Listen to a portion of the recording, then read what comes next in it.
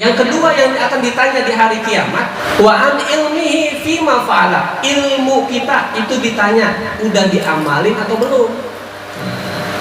Apalagi zaman sekarang, zaman yang serba canggih, teknologi makin maju, mudah banget kita mengakses ilmu.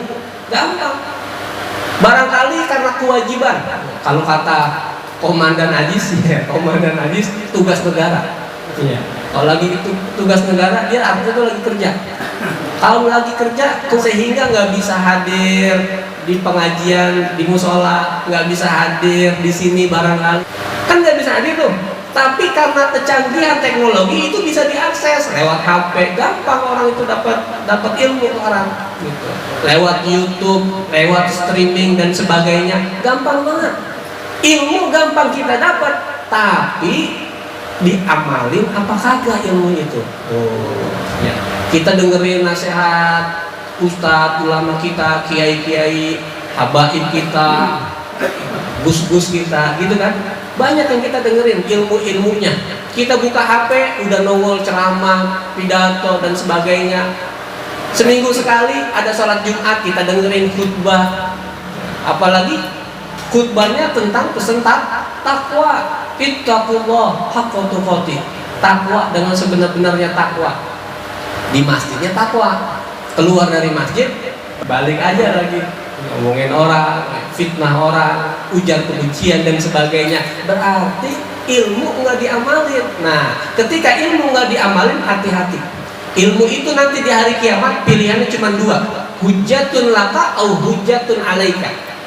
Ilmu itu bisa nolong kita di hari kiamat, atau yang kedua bisa juga jadi bumerang. Ilmu itu nanti akan nuntut kita di hadapan Allah. Nah, jadi kalau kita punya ilmu sedikit, kita amalin, maka insya Allah itu ilmu nanti akan memberikan kesaksian di hadapan Allah. Ilmu akan nolong kita sehingga memudahkan jalan kita menuju surga. Amin ya rabbal alamin. Itu kalau kita amal ilmu. Tapi kalau kita punya ilmu tapi kita kagak ngamalin, maka ilmu nanti justru akan menarik kita masuk ke nerakanya Allah Subhanahu wa taala. Ya, makanya penting dalam mengamalkan ilmu. Dalam sebuah hadis Rasulullah bersabda, "Inna asyaddan nasi azaban yaumal qiyamah alimun lam yanfa'ullah bi'ilmihi." Kata Rasulullah mengabarkan kepada kita di selaku umatnya, manusia yang paling pedih, yang paling keras siksaannya nanti di hari kiamat adalah orang yang dia punya ilmu tapi dia nggak ngamalin ilmunya. Allah nggak ngasih hidayah kepada orang tersebut untuk mengamalkan ilmunya. Itu orang yang paling pedih, paling berat siksaannya nanti di hari kiamat. Ya. Berbicara tentang ilmu, ini zaman udah akhir zaman. Ya. Udah mendekati dengan kiamat, banyak fitnah terjadi di tengah-tengah kita. Makanya beda orang dulu, keberkahan orang dulu sama orang sekarang itu beda. Di antaranya kalau orang dulu, mereka nggak sekolah, mereka kagak kuliah, mereka nggak punya titel S1, S2, S3 mereka, tapi modal mereka punya ilmu dikit diamalin. Kalau ditanya dari mana taunya, kata kiai begitu, gua amalin aja. Akhirnya apa? Karena punya modalnya ilmu sedikit tapi diamalin, makanya orang dulu itu hidupnya berkah-berkah. Di antaranya keberkahannya, orang dulu kebanyakan umurnya tuh panjang-panjang, ya, sehat-sehat. Contoh jamaah kita, Mak Iyet, itu usia 71 tahun tapi energinya luar biasa. Ya. Kita aja kadang-kadang kalau jalan dari sini nih, maaf dari sini ke madrasah, kita kadang-kadang pakai motor ke situ, ya apa enggak? Tapi Mak Iyet dari sini sampai Patahila itu jalan kaki ya, jalan kaki, energi. Masih kerja jadi asisten pembantu di rumah orang, itu masih kuat. Nah kita sekarang masih muda aja kerjanya tidur mulu. Ya, kerjanya tidur mulu. Nah, apalagi orang Betawi kagak ada nganggurnya. Orang Betawi itu, ya. Lu kerjaannya tidur doang tuh, tidur aja karena kerja. Luar biasa orang Betawi ya, ya Nabi ya, begitu ya orang Betawi. Tidur aja karena kerja, itu orang Betawi.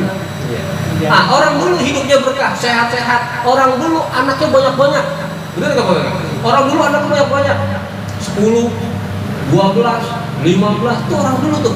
Tapi karena berkah hidupnya, karena berkah dari ilmu yang diamalin, makanya walaupun anaknya banyak itu semua sanggup dibiayain, sanggup dinafkahin, dihidupin, itu sanggup tuh. Nah, beda sama orang sekarang. Orang sekarang detailnya S1, S2, S3, ya punya anak punya anak satu, punya anak 2, kan gitu ya. Kagak berani punya anak banyak. Oh, itu yang punya titel banyak. Kalau kagak berani punya anak, kalah sama Risman. Kalah sama Risman. Kenapa? Oh, zaman susah sekarang. Ntar anak kita mau nafkahin apaan? Ntar pendidikannya bagaimana segala macam. Padahal S1, S2. Nah, Risman kagak sekolah tinggi, kagak ada SS-annya dia. Mana semambo punya itu. Tapi anaknya banyak. Oh, baru lahir nongol lagi. Nah, itu yang punya titel kalah keimanannya, kalah tauhidnya. Risma kagak mikirin besok urusan Allah mau makan pakai apaan, kan gitu ya. Itu luar biasa tuh. Nah, kita nih kadang-kadang yang punya ilmu banyak, cuma kadang-kadang kita nggak yakin dengan rizkinya Allah.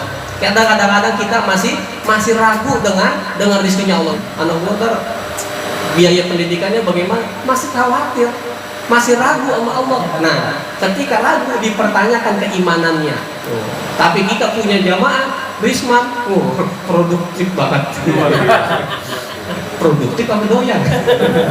Nah, itu ya. Jadi yang ditanya itu adalah ilmu kita, bukan seberapa banyak ilmu yang kita dapat, tapi udah diamalin belum. Nah, makanya majelis Darul Ihsan, majelis ngopi kita, sedikit demi sedikit yuk kita amalin. Jangan sampai masuk telinga kanan, keluar telinga kiri. Datang ke sini, pulang bininya nanya tentang apaan Pak Ustaz ngomong? Oh ya, minimal ada ilmu yang kita amalin.